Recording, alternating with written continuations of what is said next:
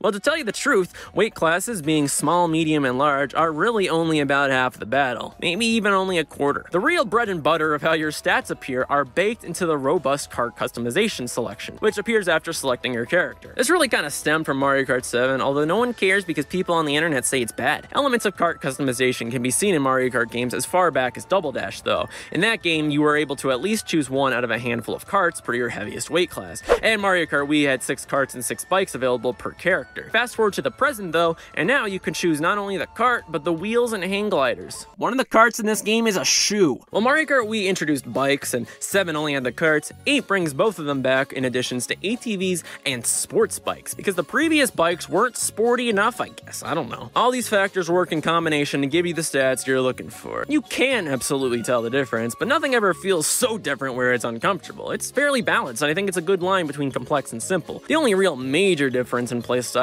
is the outright kart versus bikes debate. The bikes basically are faster, but require a bit more of time to pull off a drift, and has a slightly higher turning radius. Some of the karts are pretty cute callbacks. Specifically, I love the airship kart, and it's funny to see the bitty bugs from Super Mario 3D Land make an appearance. Between this and the Mario movie, I think it's safe to say Nintendo is trying to gaslight us into thinking they were a beloved enemy. Sure, there's a lot of typical karts too, but I think it's a pretty healthy selection. Well, you choose your character, choose your kart, and it's time to play. I know you all come to the Jeff Compass channel to hear enriching, fascinating, detailed thoughts on gameplay. I will not let you down. It's Mario Kart.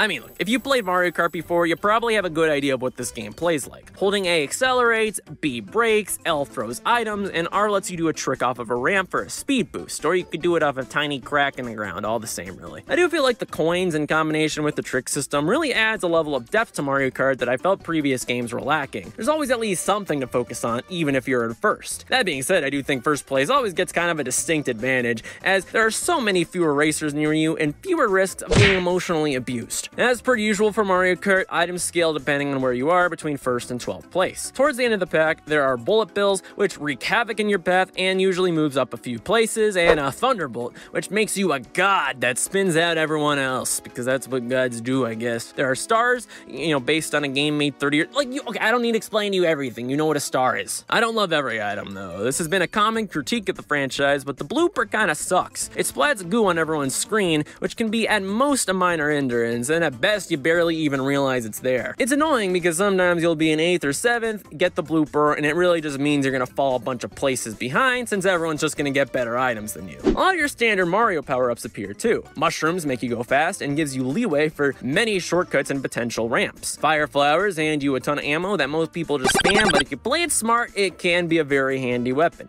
That's not always fun, so I just fire it. There's a boomerang, which comes back to you after 2 throws and goes away to the depths of hell in the 3rd. It's kinda cool, but I don't think this is anyone's favorite item or anything. And as always, you have the Mario Kart classics. Green shells are a projectile you actually gotta think about and aim and do geometry on the fly, and then red shells say screw all that, boom. And finally, there's the beloved banana, or a banana peel if you're a literalist. These may seem kinda useless, but not only can they be placed in pretty clever locations, they're also a necessity if you're in first place, so you can block any red shells from behind. There are also coins which you can get, which kinda take that away, so if you're in first, you're not always gonna be safe. Sadly, you can't block everything, asterisk. If a blue shell comes and gets you, it always targets first place. Unless you get ridiculous frames that give you invincibility out of what I presume is just sheer luck, you're screwed. Unless you have a mushroom and time it like a god. Yeah, there's the other item too, I forgot. Yeah, the super horror. Now, is this the almighty grand blue shell destroyer you and your mother have been hoping for? No, not really. To tell you the truth, it's pretty rare you're gonna have it in first. It's not impossible, and it does happen from time to time, but due to the ladder of item balancing, it's a super low chance of actually getting it without just having it earlier and just holding on to it. If you do get it and use it on a blue shell,